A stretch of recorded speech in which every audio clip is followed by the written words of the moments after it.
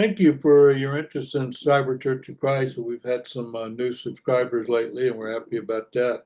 And we'd also like to have you join us in person, especially for our worship service on Sundays. But you can contact us anytime, and we actually had some correspondence this week, so you can actually answer from our YouTube channel or our, in this case, it was our Facebook Cyber Church of Christ. So, and we're happy about that. But we like questions because we have a commandment to find the Bible answer. And normally, if you look through our listing here, you'll see most of them are topic related. And today's topic is called joy. And of course, there's joyous and joyful, and there's some other that have joy as their root. But we're mainly going to look at joy today because, because we go through lots of troubles, and then how do I find joy? So that's kind of what the theme of today's is. Let's start off with troubles here. Our tribulations should end with joy.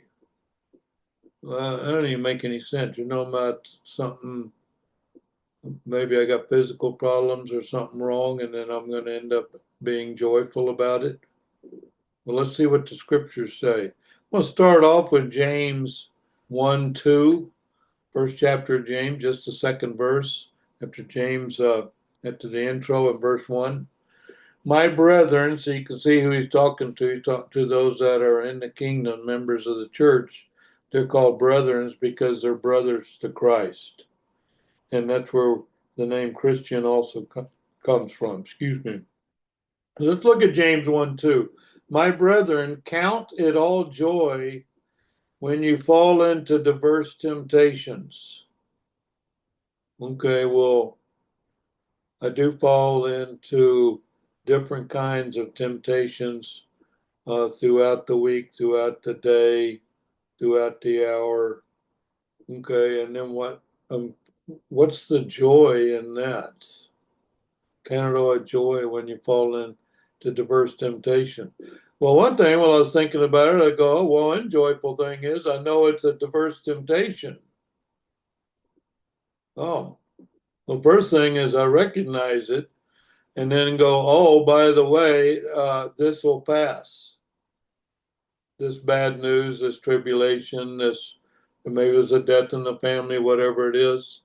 But there'll be joy at the end. And one of the verses I don't have in here was the analogy of a woman that had travailed in childbirth, all the pain going through childbirth, and then great joy when the baby is born. Well, spiritually, let's look at it that way. Yeah, there's a lot of troubles and all facing these physical deals or something someone said or my job or something. And then what'll happen is it needs to end with joy. All right, so that's an interesting thing. We'll keep that thought in mind for the rest of the lesson. 1 Peter 4, I'm going to bounce around a lot today. 1 Peter 4:13. But rejoice, so that's a part of joy.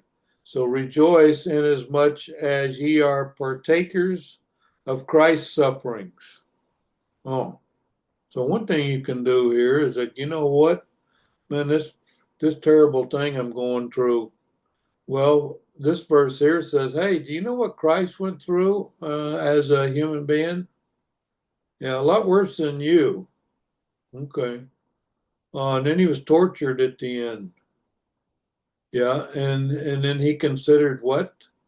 Well, he considered it a joy. It's not even in here, but Jesus considered his assignment, his life here on planet Earth, as joy because one thing, he was the anointed, and he's proven God's will, his Father, our Father, intent for the creation to begin with.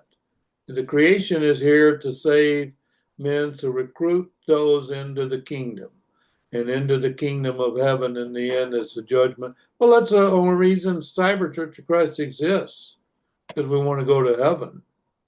Yeah, and we'd like to take as many with us as possible. So anyway, if you're listening to this, maybe a little more intently, contact us because it's our intent that all be saved and come to the knowledge of the truth. But rejoice inasmuch as ye are partakers of Christ's sufferings. And there was a semicolon there. And I said, wait a minute, how am I partaking in Christ's suffering? He died like 2,000 years ago or so.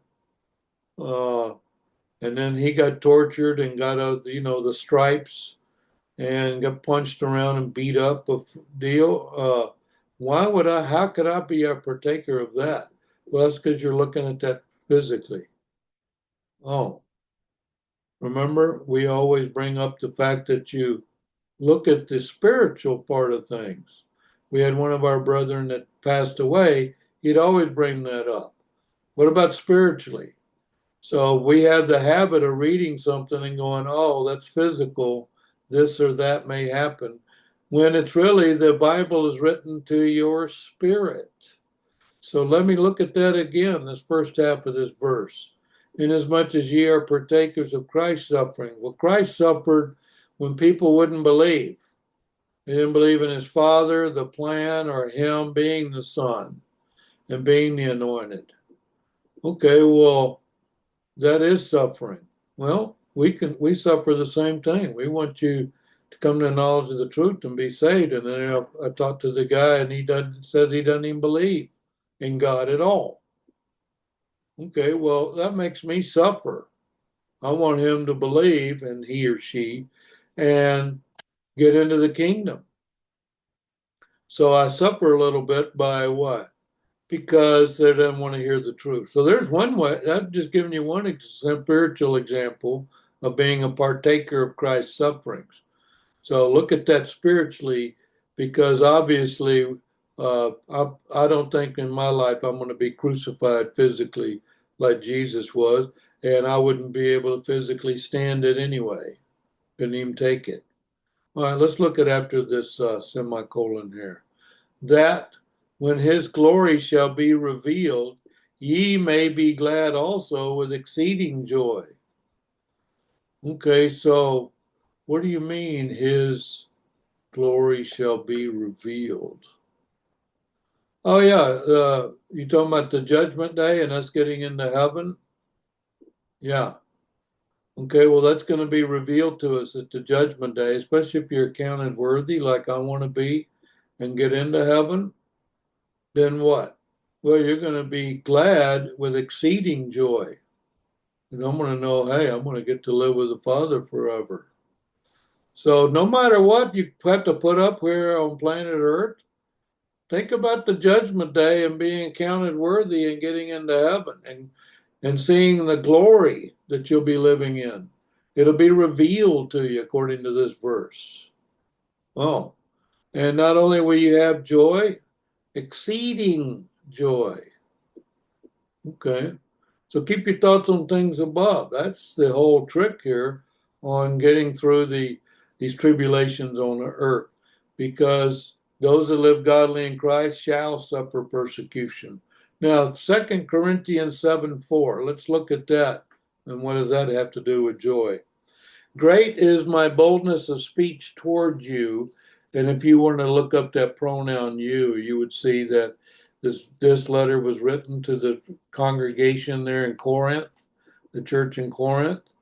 Well, if it was written to the church in Corinth, it's written to the church of Cyber Church of Christ. Oh, yeah, these letters that constitute the Bible, that's the doctrine of the Cyber Church of Christ.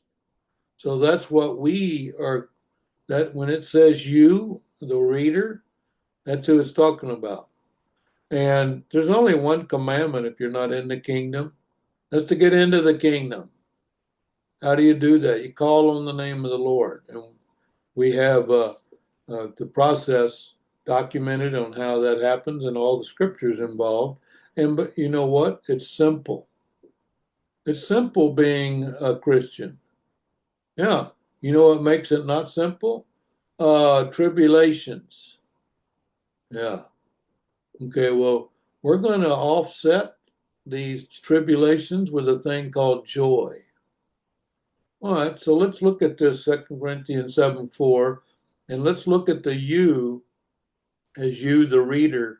and especially you, member of Church of Christ, member of the Cyber Church of Christ. Great is my boldness of speech toward you. Great is my glorifying of you, colon. I am filled with comfort. I am exceeding joyful in all our tribulation. Okay, well, normally I don't associate tribulation with joy. Matter of fact, the opposite. Something didn't go my way. I'm a perfectionist guy, and that thing's not perfect. So anyway, I'm having trouble with that. Okay. But we're supposed to be joyful in our tribulation. Are you thinking about being saved in the end and getting into heaven? No, I'm thinking about this tribulation I'm going through. Okay. And I'm the only guy going through the tribulation. Well, this is our. Oh, yeah, that means all of us. So all of us are going to have tribulation. But yeah, you're living in an evil world. The world is sufficient evil. The whole day is full of evil, and the day's long enough to hold all the evil. Well, what are you expecting? You expecting where no tribulation exists? Heaven. So anyway, we have an example. Christ says, hey, take these tribulations that are going to come your way because you're living on an evil planet, an evil world with evil people and evil spirits that are running around on the earth. Yeah. Well, consider it joyful. Oh, that's just part of your test. Going, oh boy, I'm going to overcome these tribulations and get credit for it and get saved in the end. What a joyful thought that is. Yes, that's what we're supposed to do. How difficult is that? Well, it's difficult because I get wrapped up in this tribulation deal. I got problems. I'm going to be in the middle of this problem. Okay, are you thinking about joy? No, I'm thinking about the problem. Okay, well, the scriptures here say, hey, take on the problems. We have tribulation. But remember, there's joy at the end, like light at the end of the tunnel, to use a figure of speech. 2 Corinthians 8:2, let's finish this thought off. How that in a great trial of affliction, oh, let me stop there. So you're saying my life here on planet Earth, yeah, is you actually encounter evil? Yeah, all day, every day. Okay, and have you been afflicted by things on the planet? Yeah, mentally and physically. I mean, I've had stuff go wrong with my human body. It seems to be aging and falling apart. Yeah. Well, it's part of your trial. Oh, God did you a favor by shortening your years. I know you don't think that, but think about how much affliction you're going to have and how much tribulation you would have if you lived to be 900. You wouldn't be able to take it. So, yes, trouble comes our way, and it's battled with a thing called joy. That's the whole reason I have this lesson. Well, man, what do I do about all these problems I got? Joy is the answer.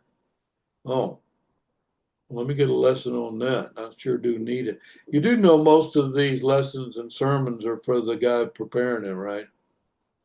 Yeah, all learn something every day. All these all apply to me personally, just in case you're wondering. Yeah. All right. So there's a great trial of affliction. Now that in a great trial, let's look at this 8:2. Great trial of affliction, the abundance of their joy and their deep poverty abounded unto the riches of their liberality.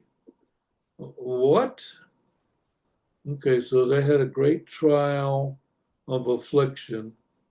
And what they did was this great trial got offset by an abundance of joy. Okay, but you guys are real poor. You don't have a penny to your name. No, we're in deep poverty. Okay, do you see any way out of it? Well, I don't see any way out of it, but I'm looking at joy. I'm looking at getting saved in the end. Well, you change your thinking around from being afflicted and having tribulation to having joy.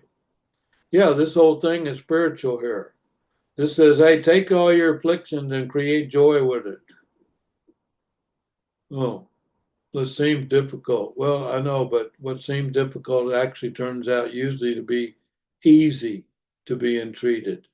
Yeah, usually easy to think about joy. But what happened is I got caught up in this tribulation. That's all I could think about. Right, that's why I got these commandments in there. Let's do the joy part. Okay, so the affliction went away. No, this thing here says there's a trial. Oh, that it's going to continue. Well, how long am I going to have to deal with this tribulation and this affliction stuff that you got here? While you're breathing. Oh, yeah, now you need to look at the joyful part of this is that what? Well, all I was doing, I was just being tried. It was just a great trial. What happens? Oh, okay. And what I need to have with a great trial? Well, you need abundance of joy. That'll offset that. All right, let's look at our next section here. There's joy in knowing and believing the truth, always being joyful. Oh, yeah. So one thing I can do about getting joy is I can go to the scriptures and go, hey, you're having tribulation? Look at this verse. You're having troubles in life? Look at this verse. And the fact that you believe the truth should generate something called joy. Oh, okay. Let's look at 3 John. That's verse 4, because 3 John only has one chapter. I have no greater joy than to hear that my children walk in truth. Okay, so even in heaven, they have joy? Yeah. Yeah, they have joy in heaven. Sure do. The angels are joyous. Okay, that's a separate topic. All right. So I have no greater joy than to hear that my children walk in truth. So if we're walking in truth, we're giving joy to other spirits.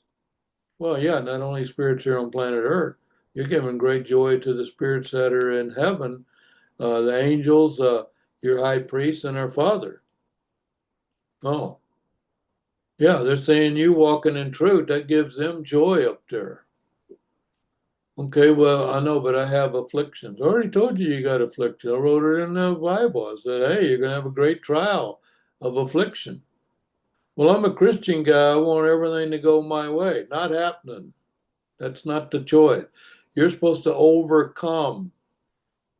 If you talk about having no problems at all and there's no affliction, then you're talking about heaven. Yeah, heaven's where there's no. So why don't you think of that? Hey, I'm afflicted. I got this bad thing happening to me. Guess what? In heaven, you're not going to have this. Well, when I think of that, that gives me a little joy. Yeah, and it should. Actually, it looks like a commandment to me. We should be walking in truth, and it would to be generating joy. And there's no greater joy. Oh, the Father's plan's being executed. You're going to be able to get into heaven. Boy, that creates great joy in heaven. Well, keep your thoughts on things above. Philippians 2:2. After leaving 3 John there, we're going to look at Philippians 2:2. Fulfill ye my joy, that ye be like-minded, having the same love, being of one accord, of one mind. Now, this usually comes in when we're teaching doctrine. I'm saying there's only one doctrine. Either it's true or it's not true. Either we can find it in the Bible or we can't. So you prove all things. Okay, well, how are we going to be like-minded? Because we're going to look at the same verse and believe the same verse, and that's how. Well, so you're like-minded, you believe the same thing? Yeah, I believe all the scriptures. Okay. And who else believes all the scriptures? Whoever else believes all the scriptures, we're like-minded. And what does that create? Well, it actually creates love, according to this.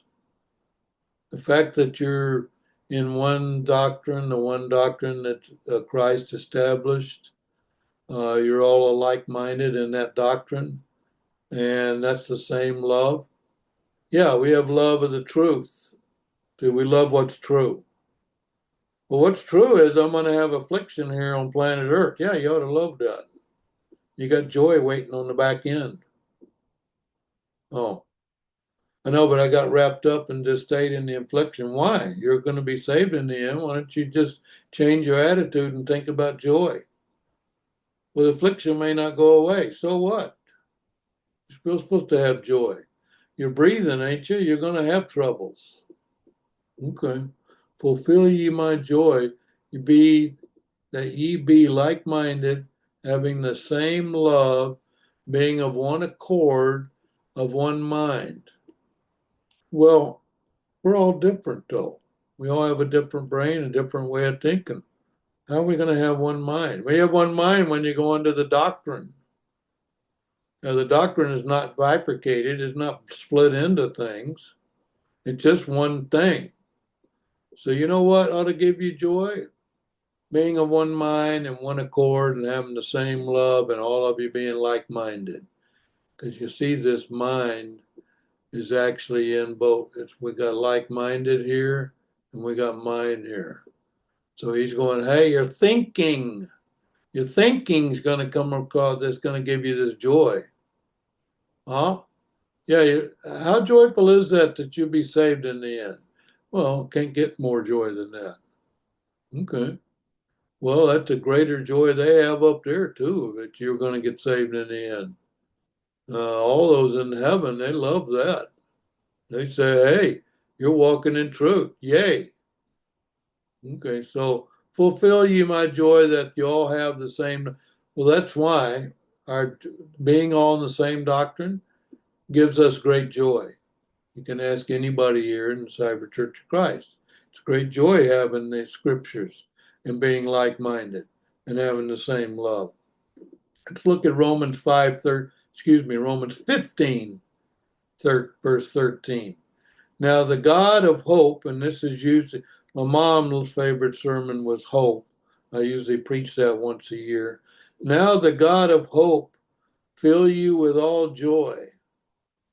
Okay, so that's where it came from. I was wondering, where is this source of joy?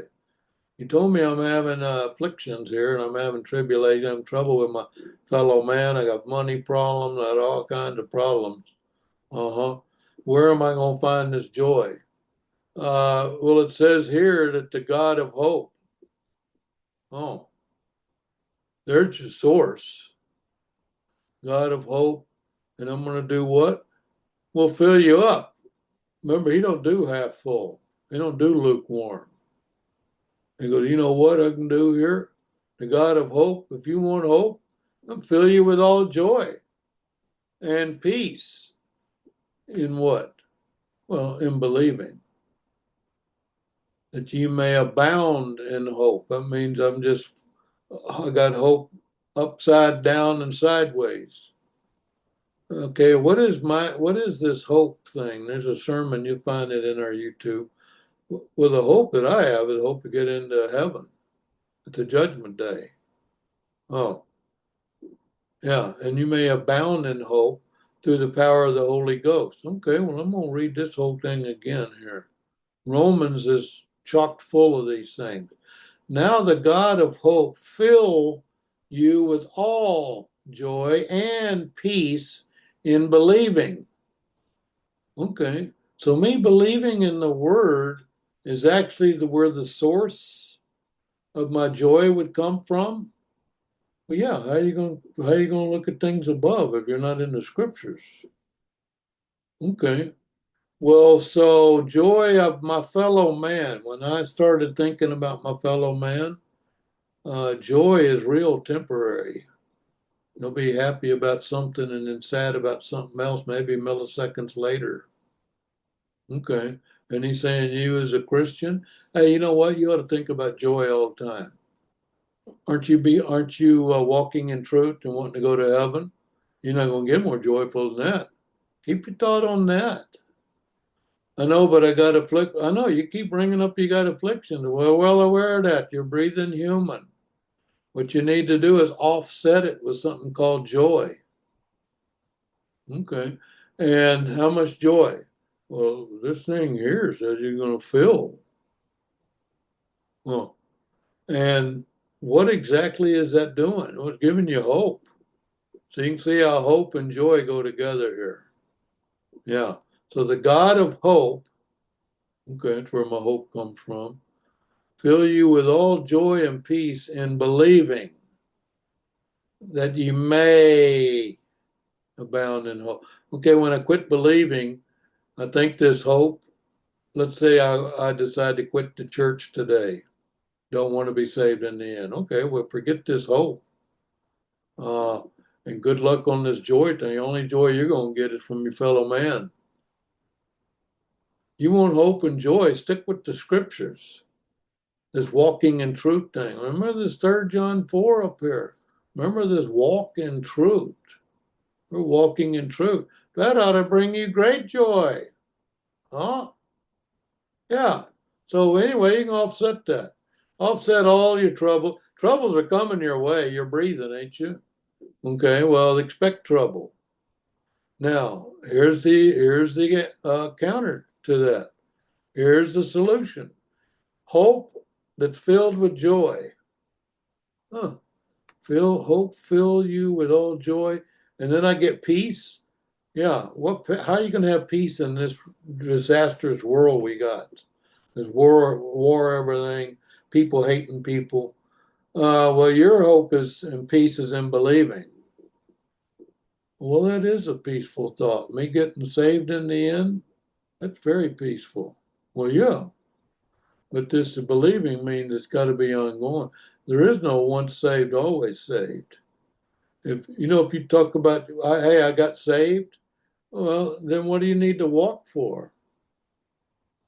Yeah, we're walking in truth. I mean, I'm going to continue in that because one thing is that no afflictions coming my way. And you know what? I'm ready for you. I got a thing called joy here. I got my hope in this joy, and I'll offset your little tribulation you ran my way.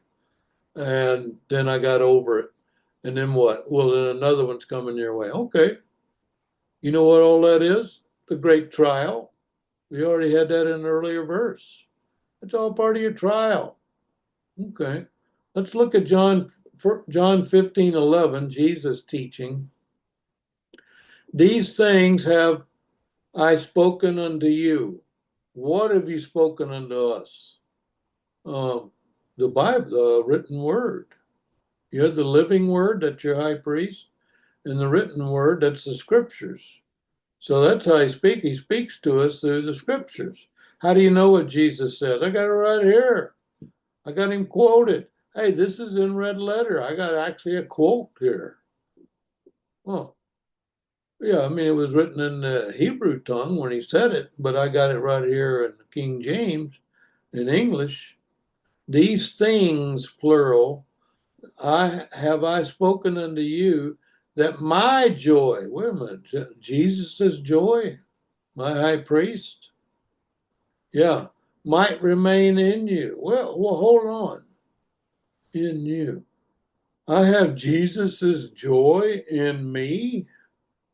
Well, according to this verse, he says here, I have spoken these things. Yeah, that's the Bible.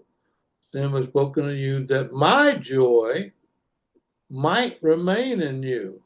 Okay, wow. So I have Jesus's joy actually in me because I put on Christ. Well, yeah, when you put on Christ, you put on the attributes of Christ. One of the attributes of Christ is joy. Oh, so I'm walking in the truth here, walking in the scripture, walking in truth. And now that I'm walking in truth and walking that narrow path, I have Jesus's joy in me. Wow, what a powerful verse this is. And that's where now? John 15:11.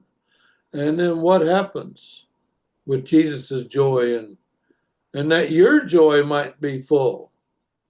Oh, okay, I got it. So I'm going to take Jesus's joy that's actually in me, living in me, and that's going to fill my joy. Yeah, when you think about getting saved in the end, how joyful is that? That's as joyful as it gets. Okay, well, that's full. Your joy might be full now because you have Jesus's joy remaining in you. So I just thought that was just my attribute. I got a tribulation and end up having joy. Yeah, but you got Jesus's joy in you. Well, that's interesting. And it might remain. Why do you have might remain in there? I want it to always remain in there. Well, it's up to you. Are you going to keep walking in the truth and this being like-minded thing? Remember this walk in truth thing I keep bringing up? Walk in truth. Oh, walking in truth, I'm going to have what? Well, you're going to have Jesus's joy in you, and you're going to have your own personal joy because you got Jesus's joy. Keep that in mind. You know what that'll do? That'll fill you up. But your joy might be full. Well, you put those mights in there. Well, yeah, because you got to keep walking that same path. It's got to remain. Here's the big deal here. Remain. Yeah, I mean, the guy got baptized and he says, "Hey, I'm not going to church anymore. I'm not going to be doing the Father's will." Actually, I know people like that. So it didn't remain in them. No, they got baptized and had joy, and Jesus' joy entered into them. And then, the workings of the world, the tribulations offset them, and they no longer remains. Well, that's why you put the word might in there. Yeah, might remain in you, and you might be full. Keep that in mind. All right, let's finish with this since you mentioned the word full.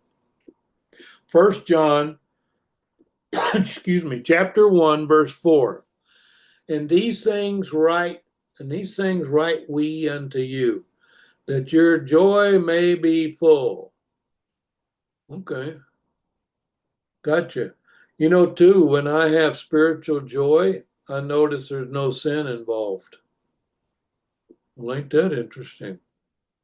Yeah, well, that's probably because of Jesus' joy in you, and you're not thinking about sinning at the time. Okay. So you know what you need to be full of joy. You're going to live a Christian life. Well, of course you're full of joy. You got Jesus' joy in you. Okay. And that's what are these things? These things right. What is these things right? Well, that's the written word. That's the Bible. So I'm going to need to study Bible to find this joy. Yeah, according to this, whatever got written there. Oh, we wrote this to you. And you know what's going to happen? Your joy may be full. We're using that may and might. Yeah, because it's up to you. It's incumbent upon you to remain. Remember, I told you Jesus mentioned that word remain. Yeah, it's fine to have the joy. We got to remain. You got to be there all the time. That's where this word full comes from. So, might be full. Boy, you found John 15 had a might be full in it. Yeah. And then you went to 1 John 1 and then found the may be full. Yes. Okay. Well, no wonder all scriptures agree. Yeah, they do. And today's verses were on joy. So I hope you got something out of today's lesson. Don't worry about all those tribulations, afflictions. Hey, I got afflicted. I got body violence. My eye hurts. My back hurts, whatever it is. Okay. You know what you got? You got a thing called joy. That'll offset everything. Okay, well, the affliction could go away. Well, it might, but you're going to have affliction. I already proved that with verses. You're going to have afflictions. So don't look at joy as getting rid of affliction. It is offsetting. When I do have an affliction, I'm going to replace it and defeat it with joy. Anyway, that's today's lesson. Hope you got something out of it and implement it into your thinking. When trouble goes your way, which it will, then think of this. Think of the word joy. Well, wait a minute, I need to turn this into joy somehow. And you'll be surprised how your attitude changed. Yeah.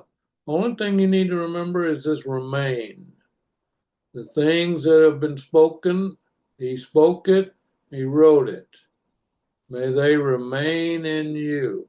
So that's why I wanted to finish with these two verses, to make a point here. Get this joy into you and let it remain there. Okay, hope you have a great day. We're Cyber Church of Christ. We'd love to hear from you. We thank you for watching our videos here on the YouTube channel. And our goal is that you have great joy by being saved in the end. And you need to come study with us. It's all written. These things have been written for your joy. Come study with us. We're the Cyber Church of Christ. Hope you have a great day, and we love you.